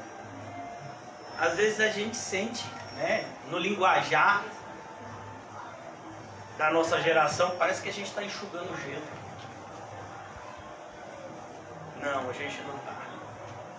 Mas Deus é tão maravilhoso que Ele não permite que a gente veja a maneira como Ele nos usa, para que a gente não se ensoberbeça.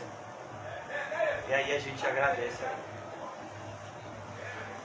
Vinde a mim todos os que estáis cansados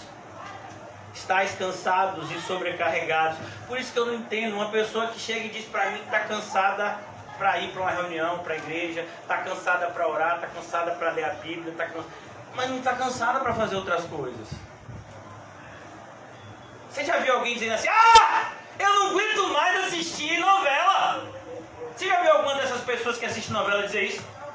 Aquelas senhoras assim, de mais idade, que gostam de negócio de novela. Nem sei se ainda existe novela. Por quê? Existe? Salva-me, Senhor. Eu nem sabia. Existe. Eu pensei que esse negócio já tinha acabado. Esse tormento existe. Novela, irmãos, vem de uma palavra que significa novelo, que significa enrolar. E aí a pessoa fica assistindo aquela novela. Eu nunca vi uma pessoa dizendo assim, não aguento mais a novela das 8. Eu nunca vi uma criança dizendo assim, não aguento mais assistir desenho! Meu pai, tome aqui o celular, nunca mais vou jogar na minha vida. Tô enjoado de jogo. Cansei, meu dedo chega a estar de calo. Não vou jogar nunca mais, nunca mais. Você já viu alguma pessoa dizendo isso? Então, Jesus não é o descanso para esse tipo de cansaço, porque a pessoa não se cansa de pecar, a pessoa até muda de pecado. Eu já vi gente que jogava bola, parou de jogar bola, foi jogar vôlei, foi surfar, foi praticar outras coisas. Você muda o pecado. Antes eu bebia, eu conheci uma pessoa, por exemplo, que bebia muito. E aí teve um problema de coração, e aí começou a ter uma vida saudável, aí começou a praticar esporte, e aí hoje o esporte se tornou o Deus dele. Esse tipo de cansaço é o cansaço de quem está lutando contra isso. A gente luta porque o mundo tenta nos impor a força todos os dias, a forma dele. E a gente aprendeu, não tome a forma do mundo. Resista ao maligno. Não ame o mundo. Mas como não amar o mundo? O mundo é tão bonito. Eu queria tanto meus fogos. Não se preocupe não que você vai ver muito fogo em um lugar. Socorro, Jesus. Socorro, Senhor. Tem um monte de show pirotécnico em determinado lugar. Senhor. Viu? Quem gosta de fogo, né? Rapaz, eu gosto de pular fogueira. Eu tenho uma fogueira que nunca se apaga. Socorro, Jesus. Então aqui, vinde a mim todos os que estão cansados, que a gente fica cansado, irmão. Olha, eu não sei você, hoje é sexta-feira, né? O ano começou. Meu filho, eu nem sei como eu vou aguentar 364 dias, que toda a minha força para o ano 2021 já acabou. É verdade. O ano nem começou. Por isso que a gente precisa tanto ser renovado todo dia. Vinde a mim todos os que estáis cansados e sobrecarregados. A ideia é, você está carregando um peso pesado, uma carga pesada, que é o quê? O mundo. Ah, você tem que pagar isso. Ah, você tem que ser assim. Ah, você tem que calçar uma calça 38. Ah, você tem que ter 50 de bíceps. Ah, você tem que ter um cabelo igual antes daqueles artistas da Globo. Ah, você tem que ter uma barriga de tanquinho. Socorro, Senhor. É sério, meu irmão? Aprovado em tudo. Ah, se você é pai, você tem que colocar seus filhos em lugares bem caros. É mesmo?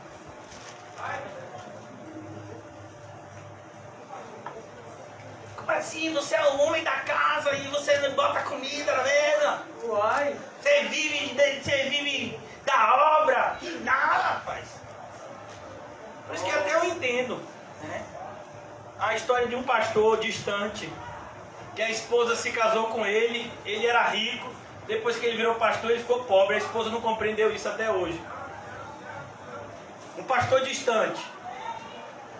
Vinde a mim todos os que estáis cansados e sobrecarregados. A gente se sente sobrecarregado, irmão, porque todos os dias o mundo impõe a gente coisas.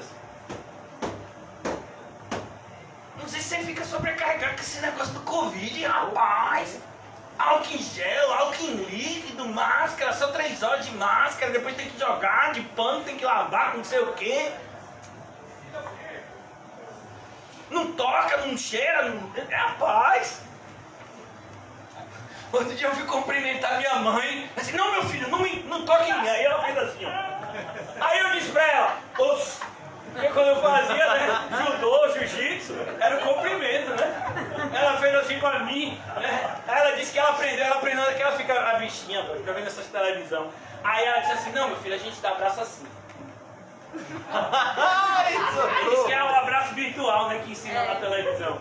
Aí ela disse que aprendeu nesses programas aí como pode se cumprimentar, né, a ética do Covid.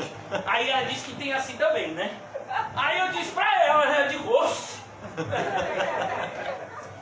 Porque esse cumprimento era na época que eu fazia judô, jiu-jitsu. Cumprimento japonês. É, aí depois eu disse, olha mãe, arigatou. Sabe, irmão, um negócio louco, né? A gente fica sobrecarregado. Você não tá sobrecarregado, isso é com a Covid não, velho. E agora o pessoal tá tenso. Antes a gente tava tenso se ia existir vacina. Agora já tem a vacina. Agora a tensão é quando vai começar a vacinação. Você conhece alguém que tem contato? Eu tenho contato com o céu, sério. Não, alguém assim que seja ligado a algum laboratório desse aí, que receba alguma coisa antes. Quero ser vacinado logo. Se não tiver seringa, não tem vacina. Oi? Tá vendo? Eu tô no goela abaixo. Não quero nem saber. Que nada, mano, eu vou me vacinar. Irmão, desespero, o mundo tem um desespero. E aí agora já tem aquele negócio, você tomou vacina, varão. Mas tem uma cepa nova aí. Vocês que não sabem o que é cepa, é melhor nem saber. É tudo desespero. E a pessoa fica o quê? Sobrecarregada, meu filho. E os impostos, e o aluguel subindo, e a cesta básica, a inflação voltou. Ah! Isso é o quê? Peso. Começo de ano, o que, pai? Escola. Material escolar. Parece que é um pesadelo. Ah! Às vezes eu fico vendo assim, papel em si. Ah! Não! Aí, meu pai, eu preciso de uma, como é o nome? De uma caneta, de 5 computadores. Como é aquela caneta? Estabilo. Rapaz, estabilo é um negócio do demônio. Uma caneta que escreve como qualquer outra, que custa 5 vezes mais. Já viu um negócio de Deus, rapaz? 4 e pouco, quase 50. Mas tem uma mais cara que se chama Brush Pen. Brush. Aí o nome deve ser um nome já diabólico, Brush Pen. R$9 uma. Ai, que pecado, nem fale, viu? Tem coisa que só falar é pecado. Como é que você não fica sobrecarregado com um negócio desse, meu filho? Aí Jesus vem e diz, eu vos Aliviarei. Opa, é por isso que eu vou pra minha caverninha. É. Outro dia eu estava me lembrando de um desenho que eu assistia quando eu era pequeno. Eu quero que a maioria de vocês não vão se lembrar, não. Zé Caverna e Caverninha. Ele tinha um negócio que ele dava, Zé, tinha um grito, né, dele, assim, né? Me esqueci o grito dele, depois eu vou procurar. Como é? Capitão Caverna, sou eu. Caverninha tem uma mesa lá, eu fico, tô à vontade, dobro meu joelho, boto meu louvor e fico lá. Amém, Jesus. Até que alguém me importune. Eu não estou apontando para ninguém.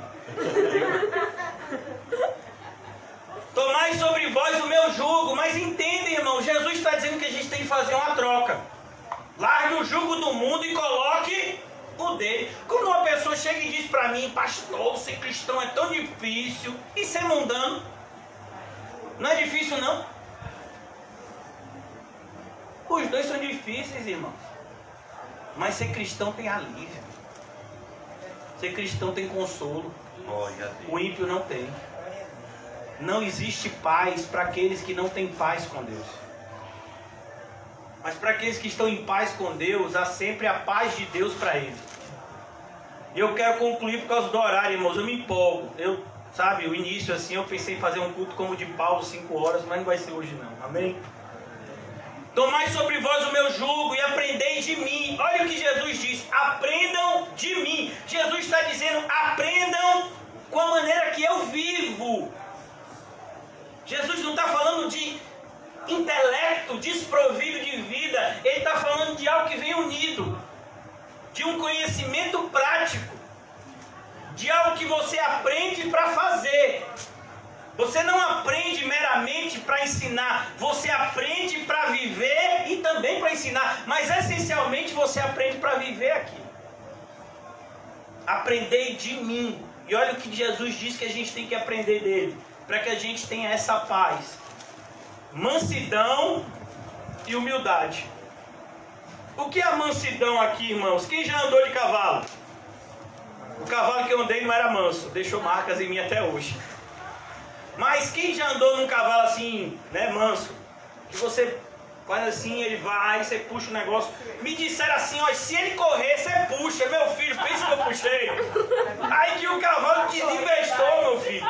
E tinha uma cerca lá na frente, eu ímpio, imagine. Eu disse, quem fica aqui é outro. Pulei. Aí eu caí, meu filho, no lugar mais duro. Eu podia cair em tanto lugar. Caí num negócio bem duro que tinha. E aí a pancada fez com que eu ficasse sem ar. Aí tinha uma criancinha que viu a cena e disse, ele morreu, ele morreu. Eu quase queria dizer, eu não morri não, mas não tinha ar. E até hoje eu tenho uma parte aqui na minha coluna que eu perdi a sensibilidade por causa dessa queda. Pastor, você ainda anda? Ando, meu filho. E corro também. Foi livramento do Senhor. Foi. Mas eu nem cristão era, imagina, acho que o cavalo ficou com raiva de tanto peso que ele estava carregando. Disse que nada, mano, esse camarada veio aqui para cima de mim. E ele diz, aprendei de mim que sou manso. Mansidão fala de um animal obediente. A ideia do grego fala de obediência. Aquilo que o centurião falou, se lembra do centurião? Eu digo para um soldado vai, e ele vai. Eu digo para um soldado vem, e ele vem. E eu sei, Senhor, que o Senhor tem essa autoridade também, no mundo inteiro. Você entende isso? Se Jesus disser vai, você vai, quem? Vai pedir 300 testificações. Vai. Se Jesus disser não vai, ô Jesus, todo mundo está indo. Por que eu não posso ir? Manso é isso. Você ouve a palavra de Deus e você responde, sim, Senhor. Amém. Amém. Seja manso. Jesus dava alegria ao Pai porque ele era obediente. Glória a Deus. Ele tinha uma obediência tal que a alegria de Jesus era obedecer ao Pai. Era o que alegrava ele. Eu sou manso. Segundo lugar, seja humilde. A ideia de humildade é muito diferente do que se ensina a humildade hoje em dia. Humildade normalmente é confundido com pobreza. Não. essa humildade aqui é outra. Humildade é a capacidade de se adequar a coisas simples, que muitas outras pessoas se sentiriam humilhadas. Por exemplo, tem gente que diz: pastor, tô passando por uma dificuldade, tem uma semana que eu só como farinha, sal, só como farinha com margarina, eu faço assim uma farofa e como. Ai, que humilhação! Vamos uma história? Você acha que isso é humilhação? Ô pastor, tem anos, anos não, pastor, não quero mentir, mas tem dias que eu não como uma carne, só soja. Graças a Deus. Mas normalmente a gente não dá graças a Deus, não, a gente murmura. E como murmura? Humildade, se adequar.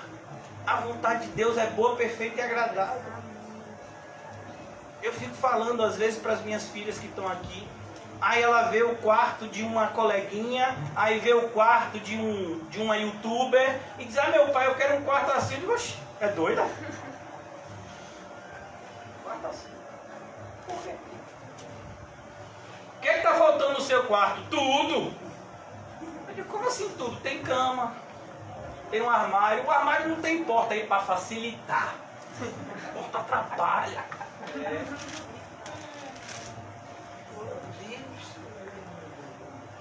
As pessoas, elas sabem dificuldade. Só quer comer a comida quente. Ô, meu filho, comida fria é o mesmo gosto. Vai entrar aqui, ó, no bucho. Amém. Às vezes a comida vem misturada. Você já viu quando você compra um PF? Ah, não gosto de comida assim, não. Eu como primeiro uma parte, depois a outra.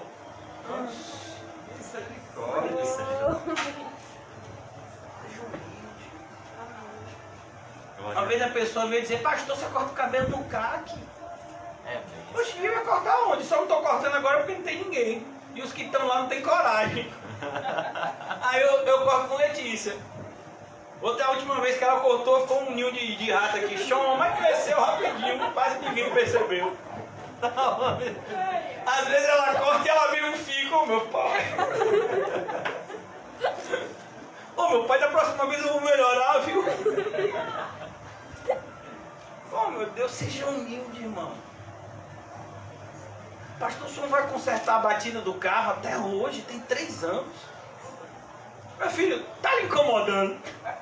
Porque pra mim não tá me incomodando. Tem gente que fica incomodado, bichinho. Fica: ô pastor, vamos consertar. Essa semana. Não Essa semana vamos consertar. Meu filho já chegou outra. é por isso. Eu fui deixar uma pessoa dar carona pra uma pessoa numa rua bem tranquila, sabe? A ladeira é assim. E eu ainda tenho que levar a pessoa até em casa porque a pessoa não anda direito. Você já sabe até quem é. Fui fazer a manobra, meu filho, pei, bateu o fundo. É, Deus. Meu filho, ninguém se machucou, não bate em carro nenhum. Não vai consertar porque é pressa. Não tá me atrapalhando nada. Sabe, é um desespero. Sabe, eu me relacionava assim, conhecia pessoas que eram assim. O carro bateu hoje, tem que consertar amanhã. Porque o carro não pode ficar arranhado. É mesmo por quê? Por que não pode? Não, porque as pessoas, elas têm o automóvel para exibir os outros. Não é assim não. Seja humilde, como eu disse a vocês, humildade não tem a ver com dinheiro. Humildade tem a ver com estilo de vida. Vive uma vida simples. Viva a vida mais simples que você puder. E naquilo que você tiver, Deus mandar, e você tenha mais do que você necessita, divida com quem não tem. Porque com certeza Deus vai mostrar pessoas que não têm para você dividir. Isso é humildade. Jesus diz: aprenda comigo isso.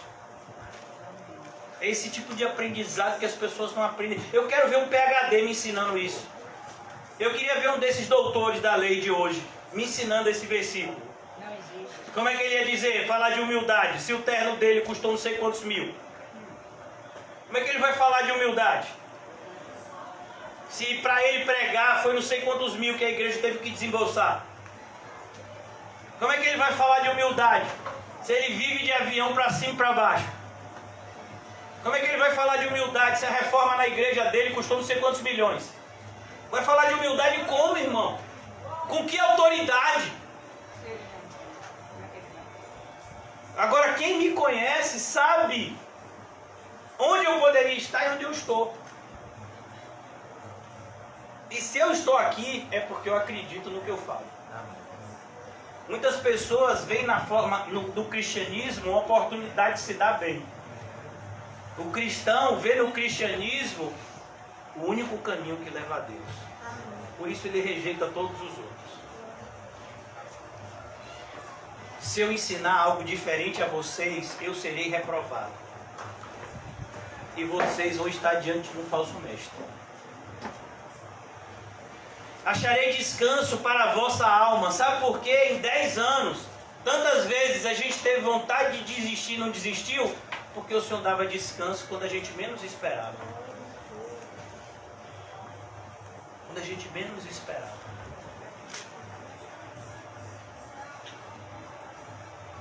E eu falo isso, irmãos, com toda certeza de alguém que tem visto a mão de Deus todos os dias. Vale a pena seguir a Cristo. Não vale a pena seguir ao mundo. O que o mundo exige demais é caro demais. De nós é caro demais. Redundará em condenação eterna. Porque o meu jugo é suave e o meu fardo é leve. É esse que a gente tem que seguir. Não o mundo. Vamos orar. Obrigado, Senhor, pela nossa oportunidade de estarmos diante da tua porta aberta, que ninguém pode fechar. Ajuda-nos, Senhor, a andar pelo caminho estreito, sem olhar para trás, mas olhando cada vez mais firmemente para o autor e consumador da nossa fé, Cristo Jesus, nosso Salvador e Senhor. Abençoa, Senhor, a tua igreja, não somente a nossa congregação, mas a tua igreja verdadeira, espalhada pelos 4 cantos do mundo. Acreditamos que, assim como nós padecemos, existem irmãos nossos que padecem sofrimentos semelhantes, pois existe um único caminho que leva ao céu, e é esse que nós percorremos, e convidamos as pessoas a percorrerem junto conosco. Abençoa, meu Deus, o teu povo. Abençoa, Senhor, essa nova jornada que se inicia, esse novo ciclo.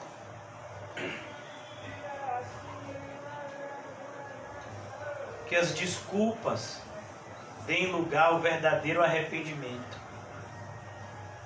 E que o arrependimento verdadeiro gere em nós uma transformação visível das nossas vidas. Em nome de Jesus. Amém. E graças a Deus. Amém, irmãos? Saúde-se mutuamente com um olhar santo. E não se esqueça de dizer a você mesmo: Deus é bom, o mundo não é. Amém.